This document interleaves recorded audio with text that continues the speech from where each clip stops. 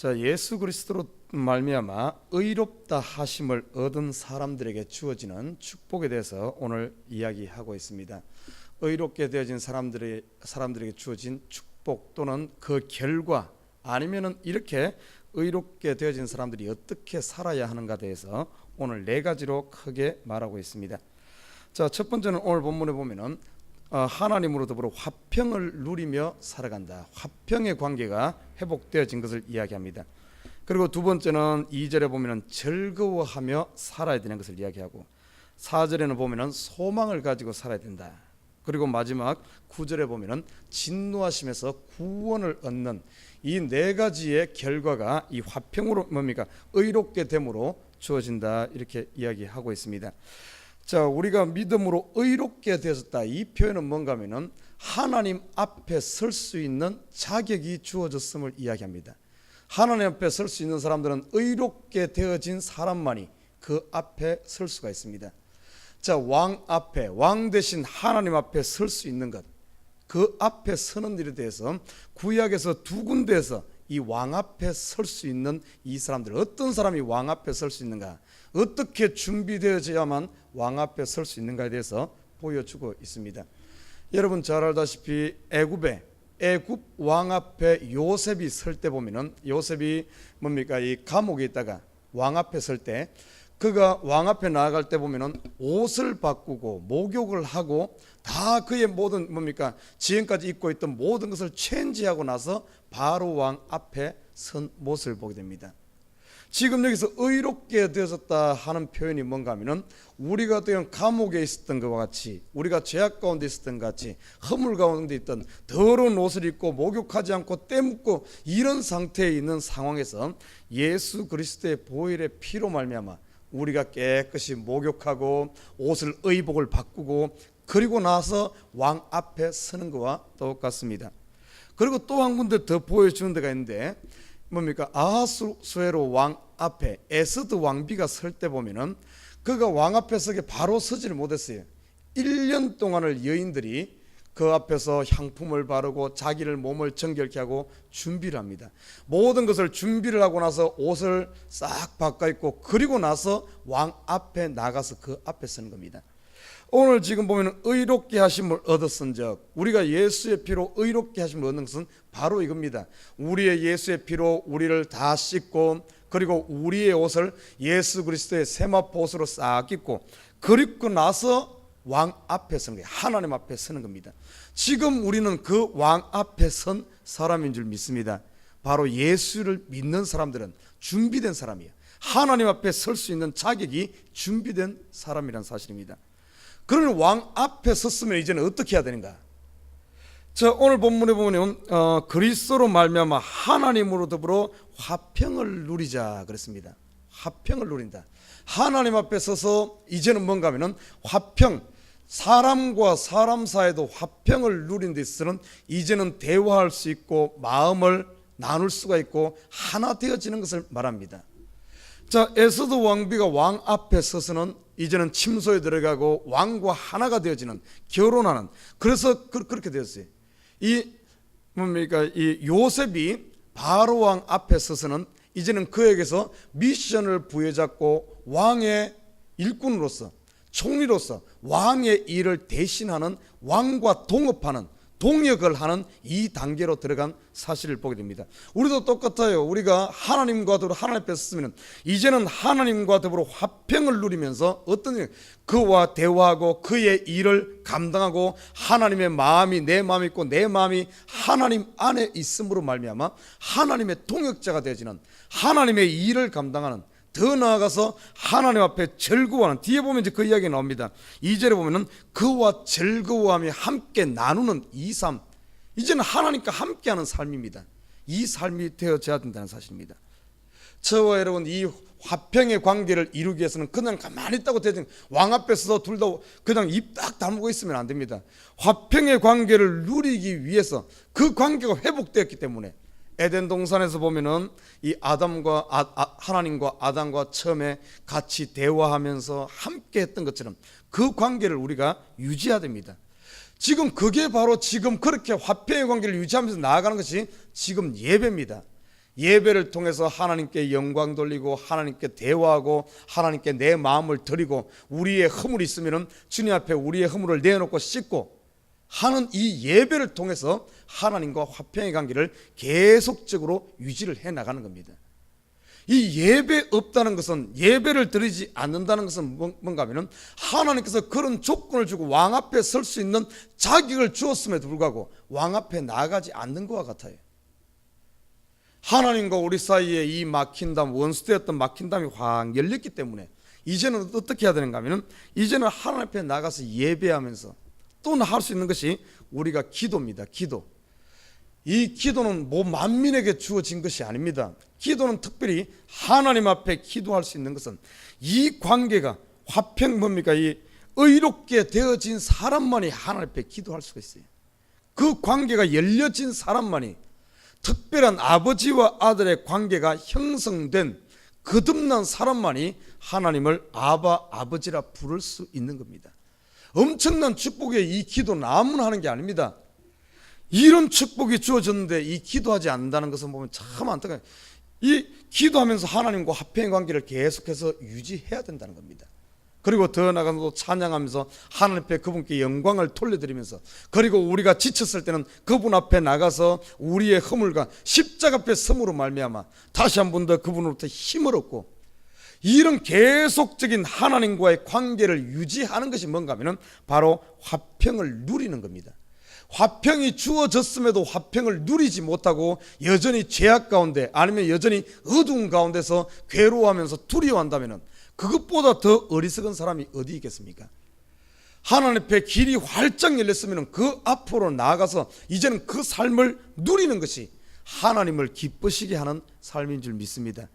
화평의 관계를 누려야 돼요. 그래서 계속적으로 하나님과 대화하면서, 남녀가 결혼했으면 같이 살아야만 이것을 즐기고 누리는 것이지, 결혼해놓고 따로따로 산다 생각해 보십시오.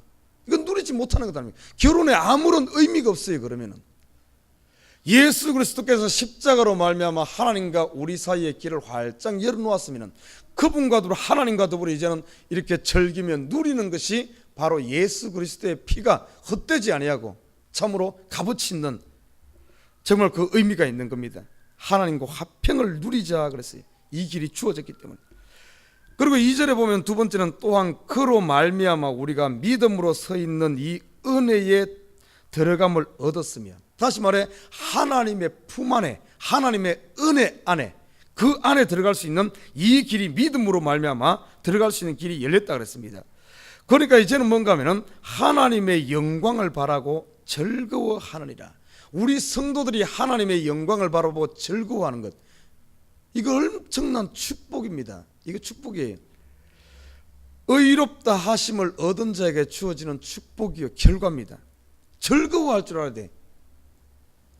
여러분, 하나님을 얼마나 즐거워하고 있습니까? 우리가 기도하는 것을 얼마나 즐거워합니까? 예배 드리는 것을 얼마나 즐거워합니까? 우리에게 주어진 하나님 일하는 것을 부담으로 느낍니까? 아니면 즐거워하면서 이 일을 감당하고 있습니까? 기도하는 것을 즐거워합니까? 아니면 이것이 부담이 되어집니까? 우리 생각 바꿔야 됩니다.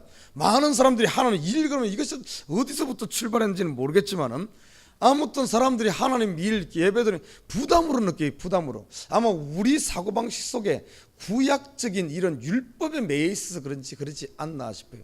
세상의 원리가 전부 어떤 원리인가 하면 전부 내가 그만큼 해야만 거기에 도달하는, 이 은혜란 개념이 세상에 존재하는 단어가 아닙니다. 은혜란 것. 세상에는 전부 어떻게 하면 땀을 흘려야만 먹는 어떤 그런 원리예요. 세상 것은. 그러다 보니까 우리가 거기에 그런 세상의 문화방식, 세상의 사고에 너무 많이 젖어 있기 때문에 어떤 은혜라, 그러니까 일하지 않았음에도 너무나 큰 것, 영생을 얻게 되니까 그거에 대해서 적응이 되지 않은 것 같아요. 그러다 보니까 이 뭡니까? 하나님께서 이렇게 십자가, 예수님께 십자가 지고 이 구원을 지고 이제는 이런 즐거워할 수 있는 이런 조건을 다 마련해주고 즐거워하라 그래도 즐거워 못하는 거예요. 괜히 즐거워하면 괜히 이상한 것 같아. 너무 이상한 것 같아. 우리가 너무 일에 중독돼 있다 보면은 모처럼 시간이 나도, 시간을 주어도 놀아라 그래도 못 놀잖아요. 괜히 놀면서도 뭔가 막 불안해하고 막 이런 것처럼 우리의 삶이 그러지 않나 싶어요. 이 바로 알아야 됩니다. 우리가 하나님께서 우리가 즐거워하는 것, 하나님의 일도 즐거워하고 예배도 즐거워하는 것이 바로 하나님을 기쁘시게 한다는 사실입니다. 이것이 주어졌어요. 즐거워할 수 있는 길이. 자, 우리가 세 번째는 보면은 다만 이뿐 아니라 화평을 누리고 즐거워하는 것으로 끝나는 것이 아니라 의롭게 되어진 사람들은 다만 이뿐 아니라 우리가 환난 중에도 비록 환난이 온다 할지라도 즐거워하나니 이런 환난은 인내는 연단은 소망을 이루는 줄 알미로다. 여러분, 의롭게 되어진 저와 여러분에게 오는 이 땅에서의 환난은 이것은 하나의 축복입니다. 이것이 끝이 아니, 결과적으로 보면은 그것을 통해서 하늘에 소망을 두게 하기 위해서, 땅에 우리가 마음이 빼앗기고 삶이 모든 것이 빼앗기지 아니하고 하늘에 소망을 두게 하기 위해서 때로는 이런 환난도 올 수 있다는 겁니다. 그러나 이 환난이 끝이 아니, 오늘 본문에 보면은 환난을 보는 시야가 중요해요. 우리가 어떤 관점으로 이것을 접근하느냐에 따라서 우리가 바로 하나님을 바로 알고 이 환난에 대해서 접근하면은 환난은 무엇을 환난은 인내를 만들어낸다 그랬어요. 여러분 지금 환난 당합니까? 여러분 살면서 여러 가지 돈 때문에 아니면 건강 때문에 때로는 자녀 때문에 아니면 애매하게 우리가 환난 당할 수도 있고 어려움 당할 수도 있고 여러 가지 살다 보면은 환경 때문에 그럴 수도 있고 내가 잘못해서 그럴 수도 있고 환난이 올 수 있어요. 그러나 이것을 관점에 따라 다릅니다. 이것을 통해서 하나님께서 나에게 계획이 있구나, 이런 관점으로 바라보게 되면 오히려 환난을 피하려고 하는 것이 아니라 적극적으로 그 앞에 나서 하나님의 뜻을 찾으면서 하나님의 도움을 구하면서 그 환난을 통해서 궁극적으로 소망을 이루어내고, 이 소망이 없어지는 것이 아니라 이 소망은 결국에 어디로 인도하는가 하면 그리스도의 사랑으로 인도합니다.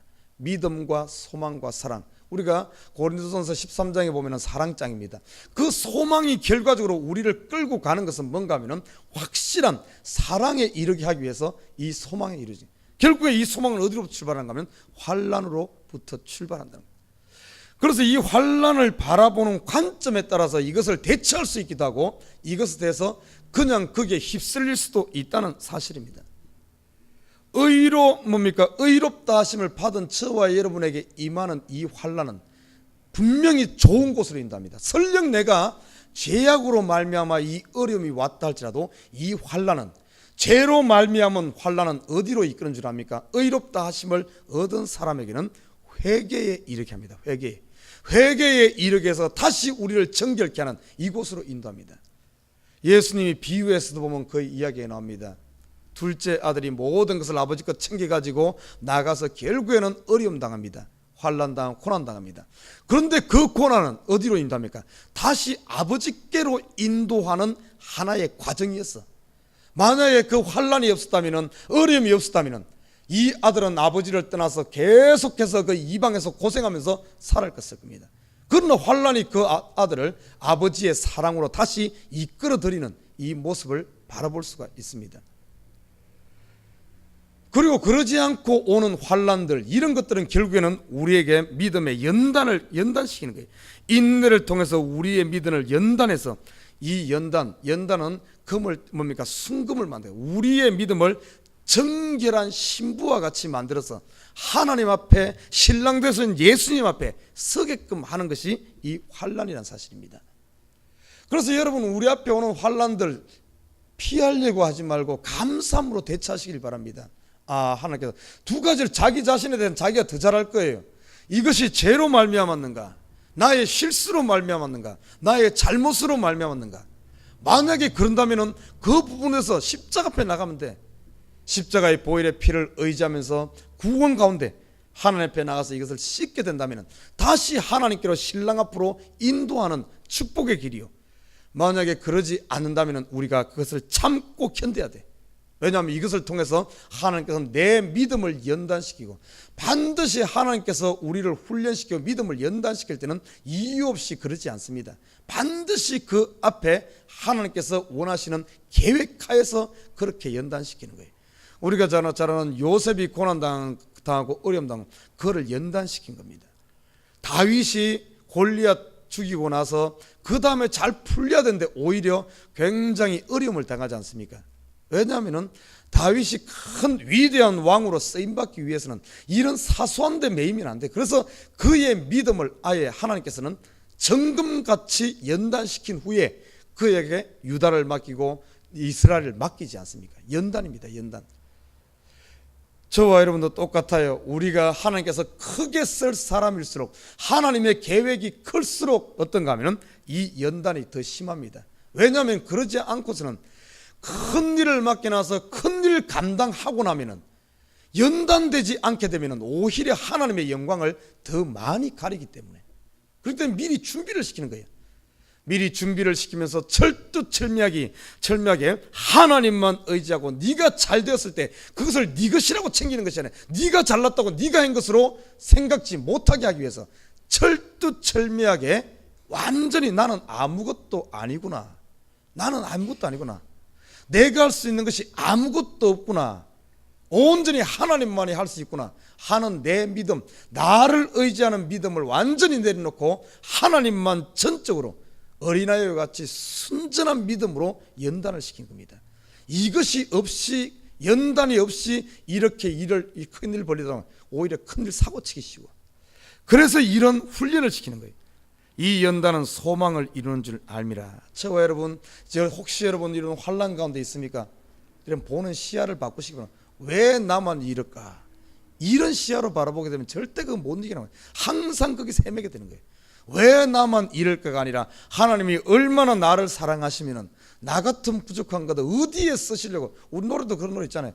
어디에 쓰시려고 나를 이렇게 만들고 이렇게 연단시키십니까? 그러면 감사하죠. 감사하죠. 오히려 하나님 앞에 소망이 되어지고 기대가 되어지고 오히려 이것을 능히 이길 수 있는 힘이 생긴다는 사실입니다. 마지막 네 번째 보면은 오늘 보니까 믿음으로 의롭다 하심을 받은 사람들에게는 9절에 보니 이렇게 말합니다. 그러면 이제 우리가 그 피를 인하여 의롭다 하심을 얻었은즉 더욱 그로 말미암아 진노하심에서 구원을 얻을 것이니, 의롭게 하신, 의롭게 되어진 이 사람, 믿음으로 의롭게 되어진 사람들에게는 영생에 이르는 구원을 얻을 것이니, 구원에 이르는 이 축복이 주어졌다 이렇게 말하고 있어요. 그래서 우리가 이 땅에 살면 이 구원도 우리가 즐길 줄 알아야 됩니다.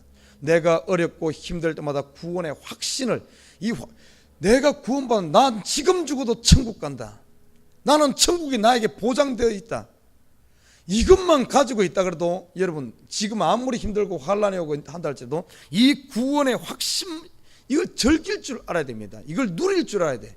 그러면 여러분의 삶이 어떤가 하면은 매일매일 삶이 실패자의 삶이 아니라 아무것도 가진 게 없더라도, 환경이 지금 사방으로 우겨싸움을 당했다 할지라도 여러분은 이 승리의 찬송가를 부르며 승리의 계승가를 부르며 확신 가운데 살아갈 수 있다는 사실.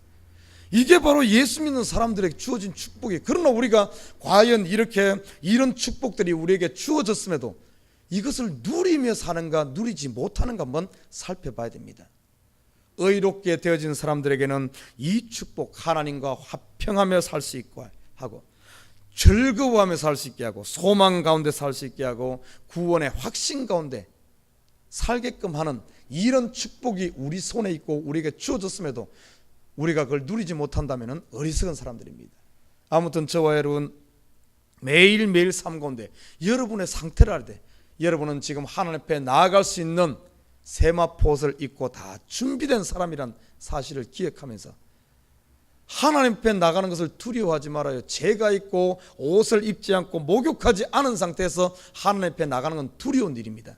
그러나 1년 동안 에스더 왕妃처럼 잘 준비되어서 하나님 앞에 나간 것은 그거는 가슴 설레이는 일이고 즐거운 일이고 행복한 일이고 지금 이 날을 위해서 준비된 날입니다. 얼마나 즐거워하겠어요? 얼마나 기대가 되겠습니까? 우리가 하나님 앞에 예배드리는 것이 이런 마음으로 와야 돼. 하나님 앞에 기도하는 것이 이런 마음으로, 주의 일을 하는 것이 가슴 설렘을 가지고 이렇게는, 이게 바로 하나님과 더불어 화평을 누리며 사는 성도들입니다.